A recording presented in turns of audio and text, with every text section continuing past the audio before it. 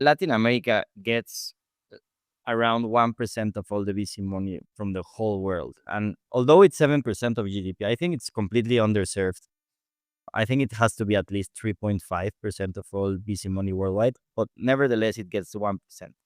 What it means is you got a lot of money between the pre-seed and Series B rounds, and even Series Bs are getting tough in LatAm. But after Series Bs is really difficult. You don't have the deepness of the capital markets to get a lot of investments of those companies, and then you don't have the local capital markets to have local IPOs.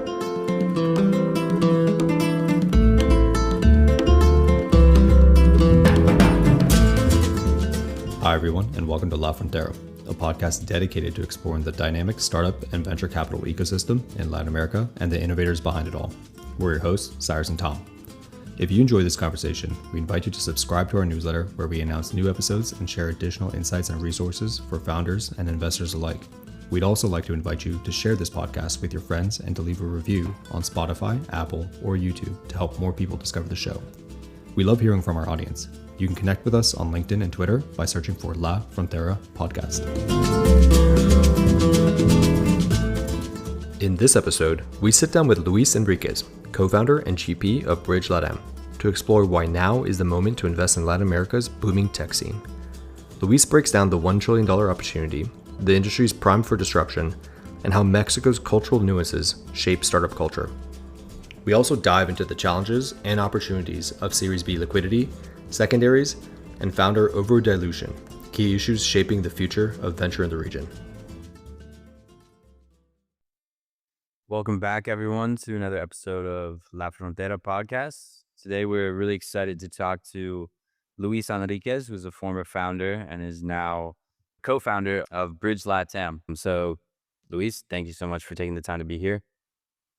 Thank you, Thomas, Cyrus. Happy to be here and talking with you guys. Great. Well, we'll dive into a little bit more what you're up to at Bridge, but would love to get for our listeners here, quick background, where you come from, your journey as an entrepreneur, and then finally get to how you co-founded Bridge. For sure. I mean, I think my journey started like super early. Like when I was 7-year-old, my mom thought I was crazy because I just wanted to do math problems in a piece of paper.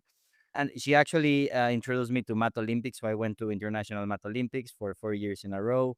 And my first startup was related with algorithms. So when social media was starting, I downloaded data from Facebook, Twitter, and different platforms. And I was able to create these algorithms for predict social behavior. It was not AI or anything. I was downloading it to an Excel and doing formulas on Excel, like pretty simple.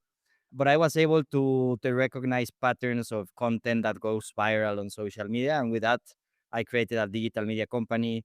It's called Cultura Colectiva. And we went from zero to more than 30 million unique users and 60 million followers on the social media in 4 years.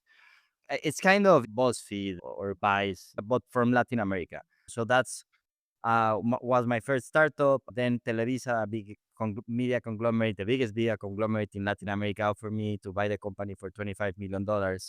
I rejected that offer as a mistake. And then I preferred to go with VC money, and a VC firm in Mexico in 2016 invested 5 million at the same valuation. And I joined, like the VC model, and I expanded the company to the US, having a lot of US Hispanics, and then, had some crazy, like difficult moments at the company. But after that, I was able to create Bridge and different things around it. And happy to talk more about, the things that I did after that. So at Bridge, like I know you guys have like a pretty innovative model, I think, for doing VC. And one of the things that you mentioned is you can't copy and paste the US VC model and have it work in Latin America. So would you be able to give us kind of like a brief overview of how Bridge is structured and your guys' kind of like core, I guess, like theses? Yeah, so I think one of the most important things to understand about LATAM is the liquidity part of the ecosystem. Latin America gets around 1% of all the VC money from the whole world. And although it's 7% of GDP, I think it's completely underserved. I think it has to be at least 3.5% of all VC money worldwide, but nevertheless, it gets 1%. What it means is you got a lot of money between the pre-seed and Series B rounds, and even Series Bs are getting tough in LatAm. But Mm. after Series Bs is really difficult. You don't have the deepness of the capital markets to get a lot of investments of those companies, and then you don't have the local capital markets to have local IPOs. You have Brazil, and Brazil is a different ecosystem. But then, if you talk about Argentina, Mexico, Chile, I think Mexico hasn't done an IPO in the last 5 years in the local market. So what we believe is that if you copy paste the US model, what do you mean copy paste? Is almost all the early stage funds in the US investing around seed and Series A's. You need a unicorn company to have a fund return. That means that you have to go through these Series C's, Series B's, and that's gonna take longer than in other parts or regions of the world. And because it's gonna get longer, you will have a worst returns on your investment. So what we believe is that you have to Latino Americanize the VC model. We mean that you have to invest earlier, pre-seed almost all the money, and then start to get your money out in Series B's, or if you can get the whole investments in Series B's, because that's the part of in which there's profoundness in the capital markets in the region. Right. So that's more or less what we believe in Bridge and what we're doing. And has it become like a little bit more difficult to do that and return capital? As you're saying, like Series Bs have been a little bit dried up like recently. Yeah, so I believe Series B's. It's interesting because in general, Series B's in LatAm are oversubscribed. The thing is that there are not many companies getting to like good companies getting to Series B's. But when you have a good company, because there are so few, then you have an oversubscribed round. So it's an interesting. We believe Series B's are a really interesting place to get their money out because you have there are several growth investors that are willing to go through that part of the market that is not so profound, and they're willing to wait for 8 years for an IPO. But I think the worst part of all is investing in Series A's because you are between everything. But if you are in the growth part, probably it's a good investment. So what we do is actually get our money out mainly from secondaries. No, so I'm gonna put an example. We have an LP that loves to invest in growth, but they don't have a brand name. So every time a Series B company gets oversubscribed in LATAM, it's because a US fund comes and or either CASEC, the biggest funding in the region comes, and they're always having a difficult time to put their money in. So what they said is, it's for me, it's perfect to invest in your fund because out of the 30 companies you're gonna be investing in pre-seed, I know that at least five are gonna get to Series B's, and I will have a chance to invest through you. And I will not need to see if the other big funds are coming and have the option to get actually in. And when they invest, because they're getting the fund returner out of our fund, it's kind of having a free ticket in the new company because they're getting the money again from our fund. Really interesting. I was kind of curious, how do you guys end up selling the secondaries? Do you use any specific marketplace, or are you going directly to purchasers? Like, what do you guys do around that? Yeah, so I mean, and that's really important, and for being like also like super transparent. I mean, this is in construction, and our first fund is Vintage 2022, so a lot of things has to be proven. In first, we started investing as a syndicate in Bridge with our own money, and in that one, we have already proven that we can get out our money in Series B's.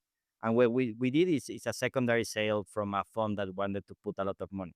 But in our syndicate, it was really small checks. So it has to be proven that with bigger checks, you can get your money out in secondaries. And we believe that the answer is going to come probably from these LPs that want to get their money, but they're not able because other funds are coming. So secondaries for them are going to be an option. Probably, and another thing that's also happens in Series B that is really interesting is like because everyone is, if you look at Latin America, everyone has a fund that invests in seed and Series A's. No? Founders are more diluted than any other region in the world after Series A's. So when Series B's come and a fund wants to put a lot of money, like there's an incentive for founders telling, okay, put a little bit of the money in secondaries because I don't want to get diluted anymore. So we believe that there's also a space in which the new fund that comes also is going to put a part in secondaries. So we believe that there are going to be the two main options for us to get the money out. And the other thing that is really important is we don't have to get the money out. We have the optionality to do it. And probably sometimes we'll not get the 100% out. Probably we're going to get 30%. But still, it's a better strategy because you are already returning the fund to the investors and then you have an upside for the long run. And it's a really different conversations rather than you have been here for 12 years, like a lot of funds in the region, and you haven't get any money yet, right? A follow-up question to that, because you mentioned that founders are pretty diluted after their Series A or by the time they get to their Series A. Do you think founders in LatAm are more diluted than founders in the United States by the time they reach a Series A, or are investors taking more equity up front in the pre-seed seed rounds by the time they reach Series A? What does that look like? In general, if you look at most of the funds in LATAM, because they invest in this part of the ecosystem, you will, I think, like dilution in Series A's, it's Yeah. in worldwide, it's around 15%. I'll believe that LATAM is above that 50%, 15%. Yeah. At least like from the folks that we've spoken to, it seems like founders, especially with like lower valuations, earlier on in the pre-seed seed rounds, and sometimes they raise like higher rounds. They're probably giving up a lot of equity early on. Yeah. And I think a lot of it kind of goes to the aversion to risk for on the investor side, maybe, where they, they want to protect their positions and take a larger equity stake up front. But I feel Yeah. like that sometimes shoots founders in the foot later on when they're trying to raise, where they've already given up so much equity in earlier rounds that it's tougher to raise later.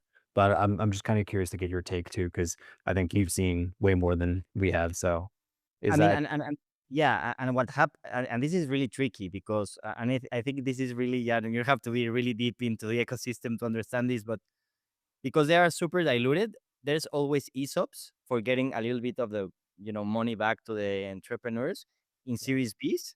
So you have to be really clever as an early stage investor because ESOPs can get you, like super diluted as an early stage investor and lose a lot of the money. So you have to at least have a strategy or a defending position. So the new guys don't put so much money, and then you have to be an ESOP. It's tricky. It's tricky that part. But you see a lot of ESOPs for founders to get the money back in Series Bs. for the ESOP, you're talking about like employee stock ownership plans, right? Exactly. But out of that employee stock, a lot of that goes for the founders for getting a little bit more, Got it. Okay, so that's like the profit. pool of equity for the, I guess, employees and then also the founders that they're Yeah. reserving to the side. Got it. Yeah. But even, following your model or just in general, like LatAm VCs, the returns have been better in LatAm than in a lot of, or at least like on average, than in a lot of the rest of the world. Is that right? Yeah. So that's really interesting stat. So I think if there's this report from Atlântico, that is a VC fund in Brazil, and what it says is that if you get the best half of the funds in Latin America, they will be performing as the top quartile in the world. So that's really interesting because it means that in general, VC in LATAM outperforms VC worldwide in the general perspective. And then if you get the 20% best quartile in LATAM, you will be in the top 10 decile worldwide. We believe that this is because mainly like three reasons. First, you have monopolistic structure or oligopolistic structures in LATAM in a lot of industries. So actually creating new products is not so difficult, or new or better products, I will say. And then when you disrupt this monopolistic structure, you grow super fast. And the best example is Nubank. Why the biggest neobank in the world is in LATAM? Because of that. The best example of a oligopolistic structure of it's banks in Latin America. And there are several industries that I believe they're going to be disrupted. The second reason I believe is that LATAM is a pretty homogeneous region compared to other emerging markets. Oh, like if you go to India, you have 20 languages, 13 religions, north to south, probably it's completely different, everything. LATAM, if you go to Chile, that is, like the southeast, and then Mexico, it's almost the same. I mean, we all speak Spanish, just Portuguese in Brazil, and then we all were conquered from the Europeans in the same century, and we all, like liberate in the same century. 90% is Catholic. So it's a pretty homogeneous region, and that means you can expand your products easier, and then have Like 7% of GDP in the world for expanding products is really interesting. And the third reason I believe is that there is asymmetric information. I mean, everyone in the world, what they read about Mexico or LatAm, it's about violence, narco traffic, drugs, and they don't really understand what is going on in LatAm. And because of that, they don't put money here. So I believe when you have this asymmetric information, then you have an underserved market, and then every dollar that you put here, it performs better than other regions. That's thank you for breaking that down. And that Atlantico report is amazing. There's so much good data in there. One of the things you mentioned there is that the banking industry, right, is oligopic, and Nubank was able to disrupt it masterfully in Brazil, and now they're kind of trying to expand. What are the other industries that you think, in your view, are going to be disrupted over the next 5, 10 years?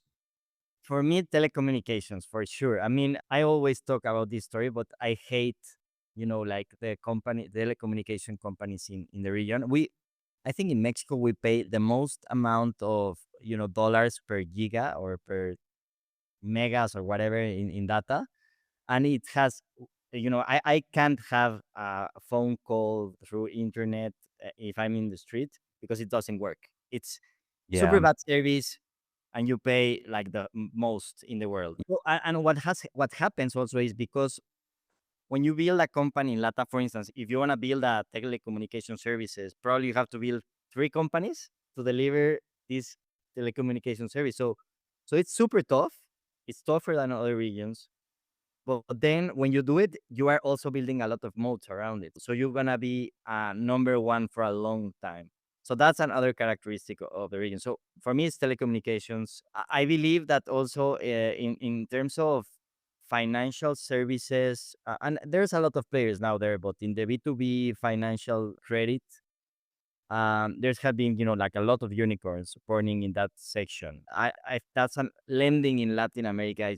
It grows like crazy. There's like natural product market fit already. You don't have to do anything. There also like the auto industry. There's a lot of things around the auto industry that are really interesting. More in the probably in the lending part or in the selling, like Kavak, what it's doing. I mean, I don't know. There's a lot of industry that are, I believe they're gonna be disrupted in the future. Got it. And with that, that kind of leads perfectly into, so you guys put out a lot of content. You have a sort of blog called Building Bridges, which I would encourage everyone to check out. You guys put out great pieces. One of those, you mentioned that there's a $1 trillion opportunity in LatAm, and that's basically, the tech transformation, all of this disruption that you're talking about, that can be not necessarily fixed, but improved by technology, disrupted by technology. Um, eventually will amount to about 1 trillion. You talk about how you calculated that. I think like and why why you, I guess, believe that. So I mean, I think for me, after being an entrepreneur, I have two options. Like build a new company again, or going to the dark side, no, to the BC side. And when I started to did some research, I found this stat, and that's what bring me to be in the other side. Because if this happens to be confirmed in the future, I'm in the right place for the next 15 years at least. That's what I believe. And so this also comes from the Atlantico report. And the stat what it says is if you put the market cap of tech companies and you divide that by the GDP of each of the countries, then you will get an stat. So for instance, in the US, 70% of the GDP can be explained through tech companies. In China, I think it's 30%. India is 20%. LATAM is around 2%. So what is the thesis? The thesis is that LATAM will go from 2% to 15%. If that happens in the next 15 years, that opportunity is a $1 trillion opportunity of tech value generated in the region. So imagine how many unicorns or companies could be in that, $1 trillion opportunity. So that's why I'm saying, like, if this confirms to be true, I know that I'm in the right spot in the right moment. Although this is like the most difficult time because you're in the lower part of the J curve, but I think the following 3 to 5 years are gonna be exponential in tech creation in LATAM. What do you think is holding like Latin America back from realizing that $1 trillion opportunity? What do you think are some of the speed bumps along the way? So I think first it's a matter of time. Um, but I think if you look at Brazil, Brazil is probably like 5 years ahead of other countries in Latam or even Mexico.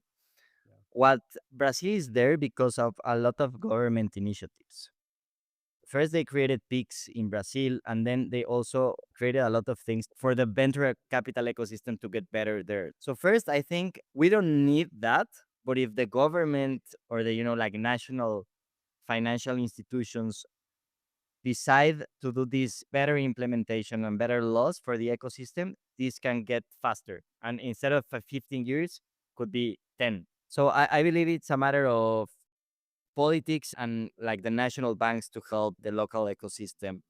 And the other thing is that I believe that there are these second time founders that already were into these Kavaks or Bitsos or Clips, and they went from zero to a unicorn company, not probably as founders, but probably at the second level after the founders. They know the playbook, and these guys are the guys that are now pitching companies today. So it's really different the ecosystem today, in which you have like I would say like 70% of the companies that we're seeing today are from second time founders or founders that have this kind of experience. Like 5 years ago, it was the other way around. Like probably less than 30% were there. So I believe now you have like the right pieces in place. Like the second time founders, a new generation of funds like ours investing in different stages, and a more mature VC ecosystem from the US also investing in more mature companies. So I would say that those things are in the right place, and a little bit of help for the government will help us to do it in less than 15 years. Yeah. Won't hold my breath on that one, but I guess we'll see. Yeah, yeah, completely. Yeah, yeah. I mean, a little bit of help from the government is always nice. Definitely. I mean, access to capital, right? That's always the biggest thing. So, government grants from the United States and different cities in the United States, I think has been like the biggest boon to like the entrepreneurship and the ecosystem in the United States. But I want to back up a little bit and kind of touch on what you mentioned about second time founders. And you mentioned how second time founders, they've done it before. They obviously the second time you go around after founding a company, you're a little bit better. And something that you did mention in one of your newsletters recently was that stigma of like failing as a founder in Latin America. And actually, I was talking about this with another day with a VC, and they actually like founders that fail, because they essentially say that like you essentially got a college education or education in startups on someone else's dime.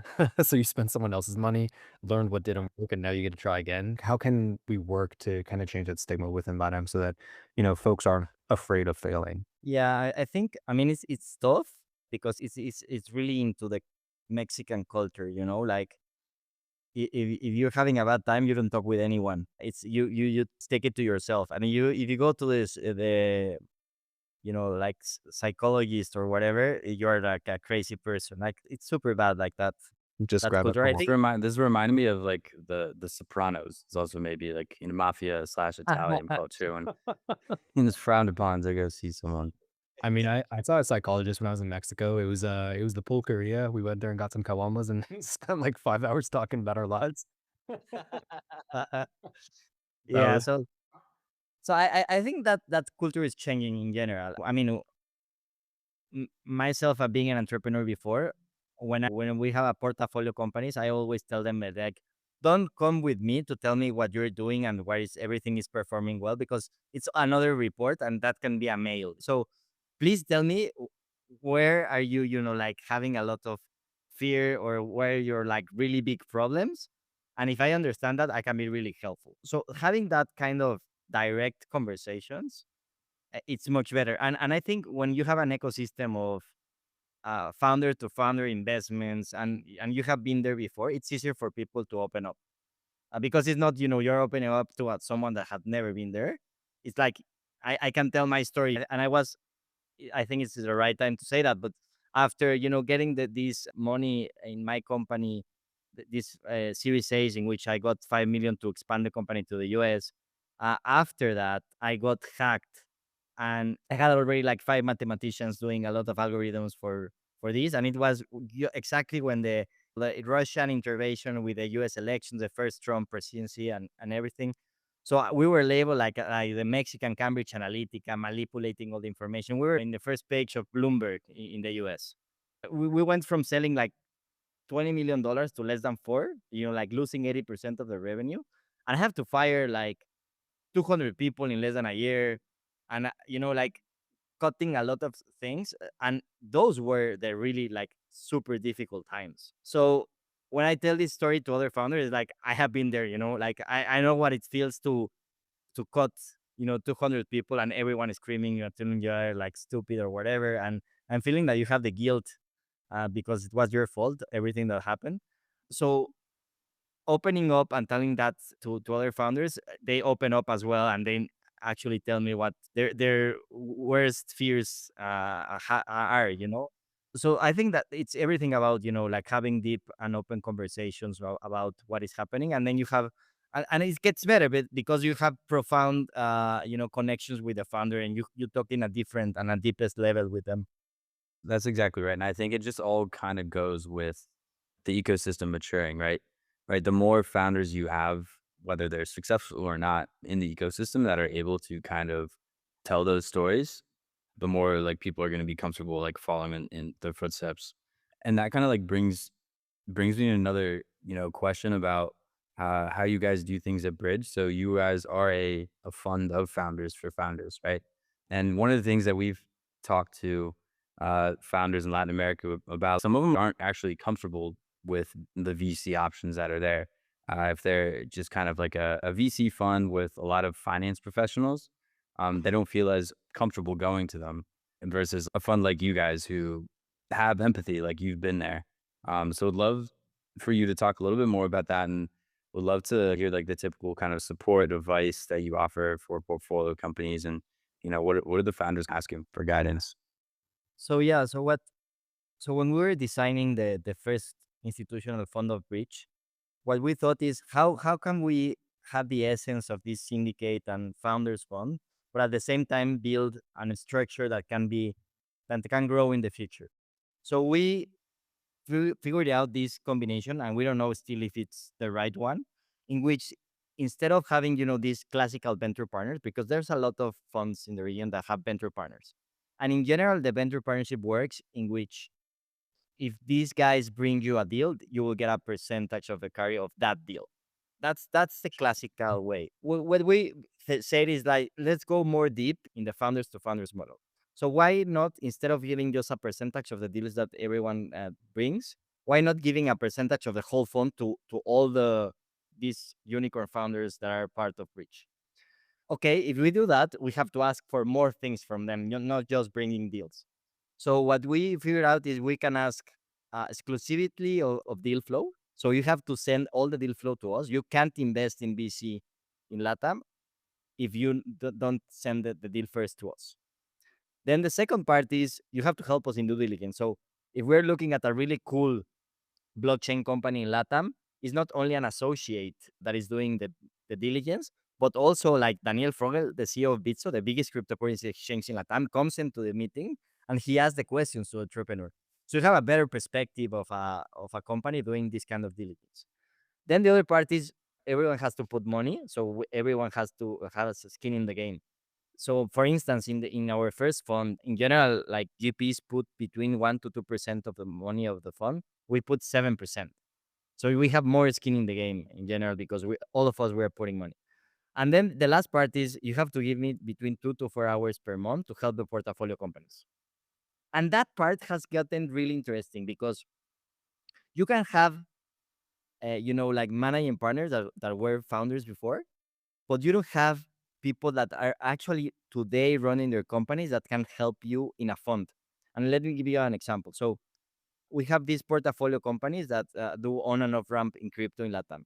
And suddenly, all the banks in Latam went against crypto 2 years ago, and they closed all the banks that they were working with him, and he was out of business after like 2 days. But that has happened to Bitso, no, before, 1 month before. So he already knew the playbook how to solve this. So when the new entrepreneur, our portfolio company, told us about this problem, we asked, Daniel from Bitso, and Daniel told him, you have to do this and this and this, and he solved this like super fast. So because you have entrepreneurs that are today solving the same problems and the new entrepreneurs, you can help them directly, not just in an abstract way. Yeah, so maybe not the entire VC world is the dark side, right? It sounds like there's some people that are doing things differently, but I think that model definitely makes a lot of sense for sure. And do you see that, like, I guess when you're giving your pitch to the founders, is that kind of shine through? We try to be super transparent about like things that we can bring to the table, and at the end, it's up to the founder. I mean, we can deliver all these help and services, but there are some founders that take the money and they don't like ask for any help. And we try to reach out and try to help them, but it didn't work. So we all also told them, like, if you only want the money and you don't think we're gonna be helpful, that's also fine if that's the best way for you. But if you need help, this is what we can do. So we are also open to different possibilities. I mean, all the founders are different. And also it's about periods of time. There are some periods in which you don't need to talk to a founder. They just have to perform. There are sometimes you have to be there, like weekly meetings. And then with that, you guys also have, you coming from your founder background in a building models, building out algorithms. You guys use a few as well, like predictive algorithms at Bridge, was also kind of an innovative thing you guys do. And correct me if I'm wrong, I think it basically tells you or guides you which of your portfolio companies are, ready to raise a new round. So how do those work? Yeah. So, I mean, this is experimental. We don't, I don't believe there's still mathematical robustness to say that this is certainty, but this is how it works. So each time we talk with a founder, you can see variables that are in the deck or they are like obvious, like if there's a female founder, the industry, a sense of the market, the TAM, different things. But there are also like things that when you're talking with a founder, you can kind of analyze, like the attention to detail they put in different things. Also, you can look at the reputation when you ask for people around the founders, a lot of variables. So what we do is we gather these variables, and then within time we see if the guys that we saw today were able to raise a new round. So then after a period of time, we do a regression in which the independent variable it's if they were able to raise a new round. So with that algorithm or with that regression today, if we're seeing a founder, we can predict with a lot of certainty if the guys that we're investing today in pre-seed, they're going to be able to raise a seed round. So we did this because trying to understand if someone is going to have a unicorn, it's super difficult. There's a lot of noise. But we are only going to the next step, like predicting if they're going to be able to raise the next round. And that's much easier to predict. So this helps us in two different things. First is about the optimization of time. So all the companies that we see that are between 60 to 100% of probability of raising the next round, we put it in a high level and we put more attention and we have more conversations. Then between 60 to 20%, we put it in the middle part, and we also talk with them and have a conversation, but not so deep. And people are below to 20%. We don't even have a phone call. So that's like help us to optimize it because we see like we have like between 70 to 80 companies per month that reach us, not to see opportunities of investment. Then the other thing is really helpful with biases, because sometimes you are seeing a company and suddenly you say this is not going to work because whatever, and then you put the algorithm and the algorithm says this is like 90% chances of having a new round, and you say like what happened to me, and then you find some biases that you have. For me, it has been sometimes like physical relationship within like the founder and some family member, and you say no, this is not going to work because it reminds you to a family member that it was like really bad for you. uh but then when you realize that it's a personal bias, it doesn't have to do anything with them, then you can do a better decision. So I think data helps you with those biases. So that's the thing that we're doing today, and we're improving it. Still, we don't think we have enough data to be super precise. But we already have like 3,000 companies in our database using this information. And then once you get once a founder is raising a new round to kind of go back to that. So you kind of help the companies grow from an early stage on, and then facilitating that pass off to VCs that you think are going to be good partners to entrepreneurs in the future. That's another cool thing about having a founders fund is that a lot of us, we already have a lot of those founders in our cap table. Out of the 50 funds that are really well known in LatAm, the 10 partners, we already have like probably like 30 or 35 of those funds. So we can give them advice, not only like an abstract way. Again, it's more like, this is the way that this fund works. Do you like it or not? No? And also we can also give advice in, if these guys are looking into you, they're serious, because you lose a lot of time fundraising as an entrepreneur with a lot of VC funds that at the end that don't invest. They're just looking for information. So yeah, that's the way in which we are really helpful, and we also tell them like we are really good for getting you from zero to Series Bs, but after that it's better to have a bigger fund, even in Series A's, that can bring you to the like next level. And sorry guys that I have like this is low light because there's no light. Sun coming down. Yeah, and there's no. I don't know why there's no light in the office. I'm gonna put myself here. They're like Oh, it's literally, a there's it's no a light at beautiful all. sunset. Yeah, Oh yeah, that is an incredible sunset. yeah. Yeah, I visited your guys' office on this new one on in Roma North there, right? Yeah. Yeah, very nice. Ah, well, this is a nice background. Almost Yeah, looks like a Zoom, a that's fake the Zoom background. better than my back Um, dying plant in the corner. I have one more question for you. So I know you're a data guy, and we've been talking about like certain statistics that you think are exciting for the VC and startup like environment in Mexico. What are some like other, I don't know, stats or like things that you've read recently that give you some optimism, or they're just kind of out there that might surprise us? Yeah. So I think one that I really like is if there was a like I think a media company asked a lot of young people in the universities all around Latin America what they want to do after graduating, and 49% of university students want to create a startup in the future. And that has come from, like less than 20%, like 5 to 10 years ago.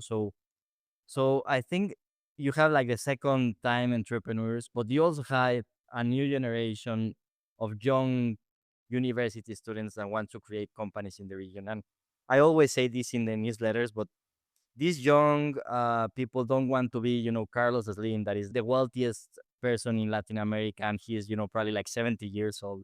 They want to be David Vélez from Nubank, or they want to be Simon Borrero from Rappi, or David Garcia from Kavak. Those are their idols. So this is a new generation of people that are going to be building the new generation of unicorns probably in the next, 20 years. And the other thing that I believe is going to happen in LATAM is if you look at the 10 most valuable companies in the US 20 years ago, all of them were from oil and gas. And now that top 10 is tech. If you look at LATAM, you have in Brazil, at least you now have Nubank as the number one. In Argentina, you have Mercado Libre as the number one. But if you look at Mexico, you have almost the same 10 companies in the top 10 20 years ago rather than today. But there's nothing different from Mexico that will not be able to have Mexico like at least 3 or 4 companies in the next 15 years in the top 10 that are tech companies. So I also believe that investing in VC in Latin America is investing in the innovation and the changing of culture in the region. So there's also like a more, I will not say altruistic, probably a more romantic way of seeing these kind of investments. That's really interesting. I think the pieces are all there, like you said. I mean, there's definitely a lot of problems, a lot of inefficiencies, but a lot of them can be hopefully solved with technology. LatAm has a pretty young population, definitely tech savvy. There's like 60% smartphone penetration, and e-commerce is growing at a faster rate than anywhere in the world. And then plus, if you have all those young people, like 50% of them interested in starting a company, that's amazing. So the future looks bright, and I do love the optimistic view that you hold, for sure. on the future. But I guess you kind of need optimism if you're in the ecosystem and if you're invested in these Yeah, companies. completely. I Yeah, always say that I know I'm completely biased because I'm inside the system. But also, I believe in being optimistic. It's better rather than being pessimistic. that's a better way of living life. Exactly. Full. Yeah. Well, Luis, thank you so much. This was an amazing conversation. We learned a ton. I'm sure all of your insights are really helpful to young founders out there, as well as investors and anyone who's interested in the region. So everyone, please check out Building Bridges and follow Bridge and the work that they're doing is really inspiring. Thank you, Luis. Yeah, thank you so much, Luis. Yeah, thank you guys.